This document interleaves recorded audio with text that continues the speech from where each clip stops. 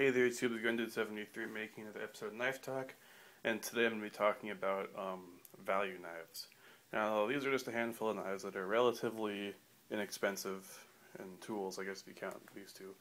But they're all relatively inexpensive, all at under or around the $50 price point.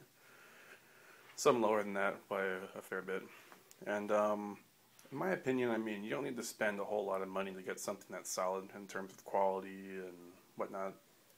You know, I mean, one of my favorite big value folders is the Cold Steel Voyager. I mean, for roughly $45, you get a 4-inch blade with a big old handle with a strong locking mechanism, good ergonomics with a nice blade shape, you know. Now granted, it's not made in the USA, but I mean, for $45, you really can't complain too much, in my opinion. You know, then you have one of the value knives out there. One of my favorite value knives and knives, plain up, is the Kershaw Skyline. You know, very nice. Around $35. I've seen them as low as 30, as high as around 40. So, nice in terms of price for a very solid knife with a lifetime warranty. Obviously, Victorinox stuff, you know, that's goes without saying. You know, the Juice, very nice as well, around 60 bucks, I think. SC Azula here, I assume this is as low as 40.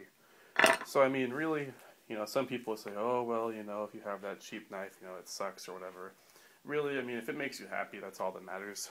You know, in the case of these knives, they not only make you happy, they also perform very well, you know, on top of that. So, I mean, really, you know, even if, you know, you say, oh, well, you know, I want that really expensive knife. Really, I think everyone should just have a few value knives laying around, because there may be some reason where you have to use your knife to do something, like, dirty, nasty, that might break your knife or whatever, you know, and you don't want to use that $400 Sebenza. You just want to use something that'll get the job done. In my opinion, these are knives that can do that. And also, I mean, when you have an expensive knife, there's a lot of money tied up in one thing, you know. I mean, for the price of a Sebenza, you could get 10 Skylines, you know. You could get just around 10 Voyagers, too. You know, maybe 11 or 12 Skylines. You know, so I mean, now granted, you know, you don't really need 12 of one knife, but you can get, you know, 10 similarly priced knives as this for one Sebenza. So I mean, if you just have $450 roughly, if you're counting tax and whatnot, I mean, you can really have a diverse bit of knives, or you can just have one knife, you know?